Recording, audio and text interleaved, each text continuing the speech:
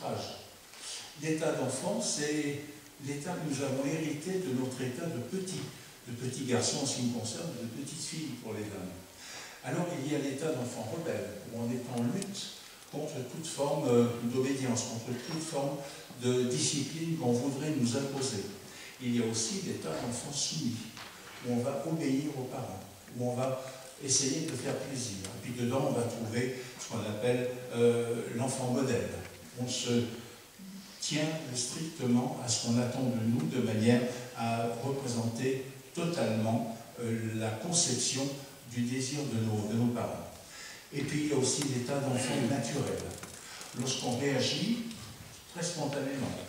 Par exemple, vous me faites goûter un dessert que je trouve bon, je dis « oh, c'est bon ». Là, je suis dans un état d'enfant nature. J'exprime très spontanément ce que je ressens. Mais si vous me faites un reproche, je vous répondrai oui, mais vous me dites ça, mais vous ne savez pas, vous, ce que vous représentez. Vous n'avez peut-être pas demandé où étaient vos torts dans l'histoire. Et là, je suis en rébellion.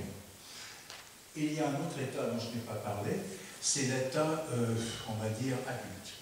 Rien à voir avec l'âge. Ce n'est pas l'état d'enfant, ce n'est pas l'état de parent. L'état adulte, c'est celui qui se veut objectif avant tout. Donc, si Abdallah me faisait un reproche, je ne me défendrai pas contre ce reproche, je lui demanderai « explique-moi ce qui te fait t'exprimer de cette manière vis-à-vis de moi. Explique-moi ce que tu me reproches spécifiquement. » Je ne lui dis pas « tu as raison de me reprocher », je ne lui dis pas « tu as tort », je lui dis « explique-moi ce que tu attends de moi. » Et si je fais ça, je serai assurément dans un état adulte. Et on se balade constamment entre ces trois états. On dit, les psychologues que citait Abdallah il y a un instant, disent que l'on fait l'ascenseur entre ces trois états. Dans une même conversation, je peux me balader de l'état d'enfant à l'état de parent pour en venir de temps en temps à l'état adulte. Personne n'est complètement adulte du bout en bout d'une conversation. Et on serait probablement ennuyeux, parce qu'on cherche toujours l'objectivité pure. Mais revenons quand même à l'objectivité pour ne pas entrer dans un conflit. Et lorsqu'il s'agit de négocier, on va négocier sur la base d'objectifs qui seront clairement annoncés. C'est ce que font certains managers avec leurs collaboratrices et leurs collaborateurs. Ils négocient sur la base d'objectifs qui sont clairs.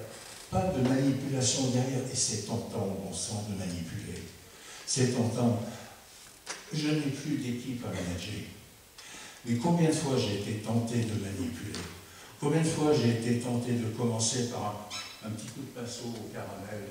Tu sais que pour moi, un collaborateur ou une collaboratrice que j'apprécie beaucoup. Franchement, je serais navré si je devais me passer de ta collaboration. Cependant, je crois bien que ce sont les moments difficiles que tu traverses qui vont m'amener à me séparer de toi. Mais sache que je le regrette profondément. Alors ça, je l'ai dit, mais je l'ai entendu aussi pour moi. Hein.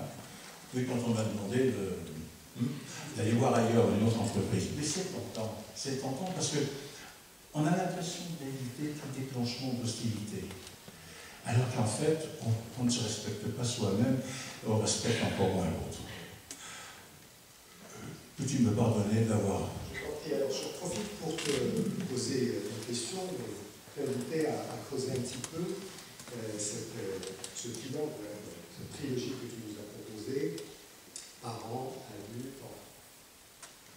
Lequel des trois est plus proche de l'affirmation de soi? À mon avis, le plus proche, c'est l'état adulte. Parce qu'il est objectif, parce qu'il ne se laisse pas entraîner vers un dédale d'affectivité, parce qu'on ne se laisse pas entraîner vers des moyens comme la manipulation ou vers la passivité. Ça veut dire que ce que tu es en train de nous dire, Pierre, c'est que le chantier à travailler pour développer justement son assertivité et son affirmation de soi, c'est le côté adulte. Alors, merci de nous donner un peu plus de précision sur ce que nous avons à travailler dans notre comportement pour être le plus proche possible du comportement adulte, sachant que tu nous as déjà alerté sur les risques de la manipulation. Un adulte au sens de l'analyse transactionnelle, c'est interdit de manipuler. Évidemment, là on est sur on dépasse le cadre de l'analyse transactionnelle pour convoquer une dimension éthique, parce qu'il y a des adultes qui peuvent être, je dirais, sur une base qui peut être extrêmement rationnelle, ils peuvent se permettre de manipuler, comme ils disent, pour la bonne cause. Qui définit la bonne cause? Quels sont les critères, justement, pour distinguer la bonne et la mauvaise cause? Ça, c'est une question qu'on peut poser à l'adulte en question. Alors donc, le chantier, c'est soyons adultes. Oui.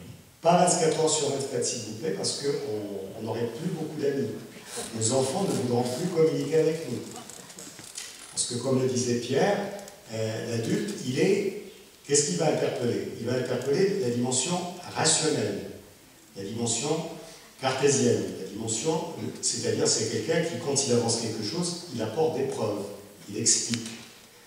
Il va, par exemple, éviter le jugement. Le postulat de l'analyse transactionnelle, adossé à quelques valeurs éthiques, c'est assez important, je souligne cet aspect, consiste à dire je m'interdis de juger, parce que le jugement est par définition un énoncé subjectif qui est adossé à des valeurs qui sont tous des valeurs universelles, parce que ce sont mes valeurs à moi que j'érige comme valeurs de jugement, et à partir de là, je produis un jugement pour disqualifier quelqu'un, pour lui dire tu es mauvais, etc., etc. Alors, qu'est-ce qu'on doit travailler d'autre? Alors, comme je l'ai dit tout à l'heure, être vrai, être soi-même, ce qui n'est pas évident, puisqu'on est tous conscients qu'on a une apparence et on tient à ce que cette apparence nous soit gratifiante. Négocier sur la base d'objectifs clairs, clairement annoncés. Ne pas chercher à dissimuler ses sentiments, mais ne pas chercher non plus à les imposer à autrui. Parler autant que l'autre, ni plus ni moins. Avec Adela, vous l'avez peut-être remarqué, nous nous efforçons de vous partager en bons frères une grande parole, 50% chacun. Si je parlais plus que les 50%, si je parlais par exemple 90% du temps, assurément je n'aurais pas un comportement affirmé. Et la même chose pour Adela. Ou si Adela se contentait de parler que 5%, alors il serait passif. C'est aussi ne pas chercher à envahir l'espace de l'autre. Dans l'espace, il n'y a pas seulement l'espace intellectuel, l'espace psychologique, mais il y a aussi l'espace qu'on appelle pompeusement, pardonnez-moi encore un mot, mais comme Adela m'a impressionné avec sa dysmophobie, il y a ce qu'on appelle la socioproxémique. Cher ami, si je m'approche trop près de vous, assurément, vous allez peut-être trouver que je suis trop près. Ou vous allez vous demander si je ne vais pas vous embrasser. Non, là, je courais le risque, mais je connais un peu monsieur, je savais que c'était quelqu'un de tout à fait tolérant. J'envahissais son espace. Nous avons tous besoin de respecter une certaine distance. C'est un comportement dont nous avons hérité de notre passé animal. On a besoin d'une certaine distance. Faites l'expérience avec quelqu'un que vous connaissez peu. Amusez-vous à vous approcher de plus en plus de lui. Au bout d'un moment, peut-être que cette personne commencera à esquisser un ou deux pas en arrière. C'est parce qu'on a envahi son espace. Mais de la même manière, si je voulais me mêler de trop près de ce qui est le travail d'Adela, je serais en train d'envahir son espace intellectuel, son espace professionnel. Et là aussi, il faut respecter l'espace de l'autre. Qu'est-ce que j'ai oublié, Adela? Tu n'as rien oublié, c'est parfait, Pierre. Je vais juste rajouter un point. Vous comprenez pourquoi j'aime travailler avec Adela? Donc, pour résumer ce que dit Pierre à juste titre, donc on a trois comportements très tentants qui sont aussi malheureusement très présents. Et c'est en surveillant ces comportements que l'on va renforcer notre capacité à nous affirmer au sens où on l'a défini depuis le début de cette séance. Je dois m'interdire d'être dans la manipulation. Je dois m'interdire d'avoir des comportements de fuite, de démission, de passivité, ce qui ne plairait absolument pas à notre philosophe de tout à l'heure qui s'appelle Nietzsche, parce que pour Nietzsche, il n'y a d'existence que dans l'affirmation de sa volonté et de son désir. C'est une philosophie, comme on dit, vitaliste. C'est une philosophie qui invite justement à l'action.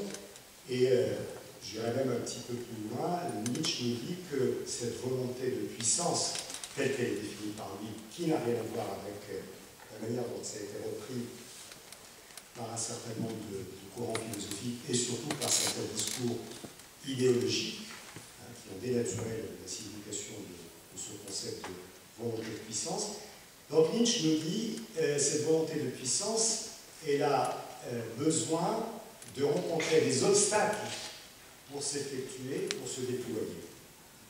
Donc rencontrer des obstacles, aller à la recherche d'obstacles, c'est chercher à justement à vaincre ces obstacles et à voir jusqu'à quel point je suis capable d'affirmer ma volonté de dépasser l'obstacle en question. Alors la manipulation est un comportement qui ne va pas nous aider à renforcer notre capacité justement à être assertif pour nous affirmer. La fuite, c'est ce que je viens d'évoquer, et puis peut-être un troisième comportement qu'on pourrait rappeler, si ça tombe sous le sens, dès l'instant qu'on est dans des comportements agressifs, et l'agressivité n'est pas uniquement physique, elle est verbale, elle peut être non verbale, elle peut être...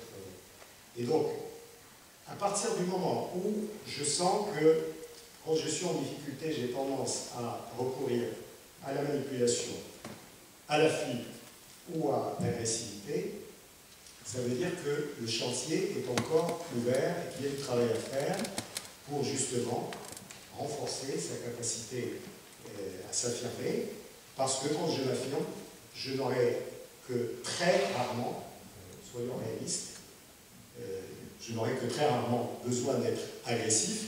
Alors là, je vais ouvrir sur un thème qu'on a abordé ici avec ma consoeur, Sabrina Zorzetto, elle est derrière ici, elle nous a parlé des émotions, et on a compris, grâce à son intervention, que l'agressivité peut être aussi un principe vital dans la mesure où il me permet de me défendre, de préserver mon intégrité physique. Voilà, ça veut dire qu'il faut toujours rester dans la nuance. Hein, quand on dit... alors, la manipulation, bon, je vais essayer de trouver quelques justifications pour manipuler, mais je ne vais pas en trouver, donc on va essayer de ne pas manipuler, mais celui qui n'a jamais manipulé ici, dans cette salle, qui lève la main, voilà, et te jette la première pierre, voilà, et te jette la première pierre, enfin.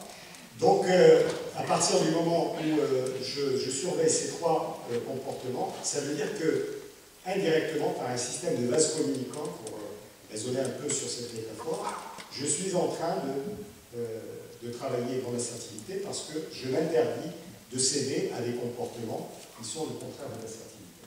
Alors, juste un point, je vais te laisser donc, évidemment faire le lien avec les questions et les réponses, puisque, en vertu de l'affirmation de soi, nous allons vous laisser vous affirmer aussi dans ce café philo, d'exister à travers des questions, des remarques, des objections, des contradictions.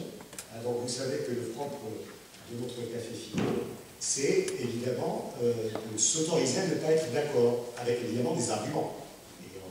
Donc ça veut dire que celui qui parle ici donne un avis, donne sa conception des choses, il n'est pas là pour produire des vérités toutes faites. Il n'y a pas de vérité en philosophie, il n'y a que des vérités. Et la philosophie, c'est d'abord l'espace par excellence du débat. Je te laisse. Je te remercie. Oui, juste un point. Adela, à l'instant, évoquait la manipulation en disant y a-t-il ici des gens qui n'ont jamais manipulé? Et ma foi, personne, en toute franchise, personne n'a levé la main. Ne serait-ce que le fait d'être parents, nous avons assurément manipulé nos enfants. Assurément. En toute honnêteté, et pas pour porter préjudice à nos enfants. C'est vrai que ça appartient à... Et puis il y a aussi une manipulation. Le fait, lorsque nous négocions avec quelqu'un, on sent très vite quels sont ses points de préférence. À quel moment on va pouvoir placer tel ou tel argument et on sait que cet argument va faire mouche parce qu'on a bien compris quelle était sa psychologie. C'est une forme de manipulation. Il y a une technique qui a fait florès il y a une bonne dizaine, une vingtaine d'années, qui était la PNL, la programmation neuro-linguistique, encore un mot qui est un peu compliqué, mais c'est vrai que ça partait de la connaissance des, comment dirais-je, des critères d'autrui pour pouvoir utiliser le langage qu'ils comprendraient désormais bien. Mais j'ai assez parlé, maintenant ça va être à vous de poser des questions. Allons-y. Je vais reprendre un petit peu ce que vous avez évoqué tout à l'heure, mais ma question est en deux volets. Alors je vous donne déjà le premier. Comment peut-on s'affirmer lorsque toute notre enfance, notre adolescence et notre vie d'adulte ont été écrasées par des parents censeurs, autoritaires, profondément injustes, qui vous ont humilié, dévalorisé, handicapé nerveusement par tous les blocages et complexes qu'ils ont créés, à force de vous convaincre que vous n'étiez qu'une nullité conditionnée à l'échec. C'est également valable dans la vie professionnelle. Bon. C'est pas une histoire personnelle hein, sur la vie. Quel programme, quel programme. Il y a un autre volet à la question. Oui, alors, donc il y aura d'autres questions. C'est l'inverse. C'est exactement l'inverse. Comment peut-on s'affirmer lorsqu'on a eu une enfance dorée, surprotégée, où toutes les initiatives passent d'abord par l'accord des parents qui préfèrent vous orienter afin de vous éviter toutes les erreurs, tous les obstacles et tous les aléas de la vie? C'est l'inverse, mais c'est aussi réducteur. Bien, d'autres questions encore. Merci pour cette double question. Oui, vous avez parlé tout à l'heure de manipulation. Oui. Je voulais savoir si la séduction n'est pas une forme de manipulation. Assurément. La séduction, c'est ça. Y a-t-il une différence? Alors, avec le micro peut-être. Non, mais est-ce qu'il y a une différence entre la séduction et la manipulation? Ah, d'accord. Y a-t-il une différence? La séduction est une forme de manipulation qui permet à celui qui la pratique d'atteindre son objectif. Mais la séduction peut passer par une forme de mensonge dans la manière de se comporter, par les compliments qui seront faits, par un certain art de discourir, par la qualité du dîner que l'on va offrir à la personne que l'on souhaite séduire. Mais ce n'est pas forcément pour lui porter préjudice, mais c'est pour atteindre un objectif qui nous est personnel. Pas forcément. Peut-être un petit rajout, si tu veux. Oui, j'en ai. Alors, que serait le monde et les relations humaines s'il n'y a pas un petit peu de séduction? Ça serait triste, surtout entre genres. Alors, peut-être que, de mon point de vue, la frontière entre la séduction et la manipulation, c'est la clarté qu'on va afficher, qu'on ne va pas afficher. Je l'explique. Si je rencontre quelqu'un et je lui dis directement ou indirectement, il vaut mieux lui dire ça indirectement avec un peu de tact, que mon objectif c'est de te séduire. J'annonce la couleur. Et à partir de là, probablement que je relèverai plus d'une infraction qui s'appelle la manipulation. Après, évidemment, si je recours à des méthodes de manipulation clairement identifiées, là je retombe dans le registre de la manipulation. Autrement dit, ce que je veux dire simplement, c'est que la caractéristique majeure du manipulateur, c'est qu'il n'annonce pas ce qu'il veut, et il cultive justement le flou, Comment? Le séducteur aussi?